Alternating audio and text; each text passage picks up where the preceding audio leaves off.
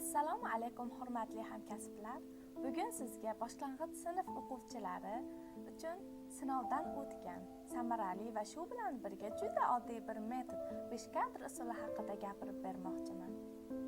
Bu metod ayniqsa tabiatni asrash kabi mavzularda o'quvchilarning fikrlashi, xotirasi va ijodiy tafakkurini rivojlantirish uchun juda mos tushadi.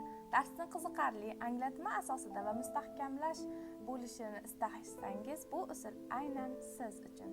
Bu metodda biz biror voqea yoki tushunchani 5 ta bosqich orqali o'rganamiz. Har bir bosqich bu kadr, ya'ni o'quvchi o'z fikrini yozadi yoki chizadi.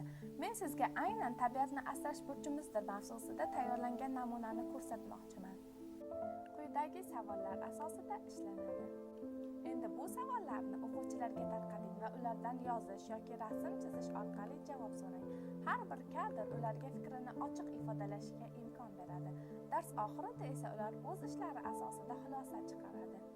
Agar sinfda faoliyatni jonlantirmoqchi bo'lsangiz, guruhga bir kadr topshiring. 5 daqiqalik ish va 2 daqiqalik taqdimot orqali o'quvchilar fikr almashishadi. Ish yakunida o'quvchilarni kartochkalarni devorga ilib, ko'rgazmaga aylantiring. Hurmatli ustozlar, bugun bolalarga faqat bilim emas, tabiatga mehr, insoniylik, javobgarlik ham berishimiz kerak. 5 kadr metodi orqali ular nafaqat yozadi, balki o'ylaydi, tuyg'u bildiradi, ongida ong shakllanadi. Agar sizga ushbu metod foydali bo'ldi deb hisoblasangiz, videoga like bosing, izohda o'zingiz qanday mavzular uchun ishlatganingizni yozing va kanalimizga obuna bo'ling. Keyingi videolarda yana foydali g'oyalar bilan uchrashamiz.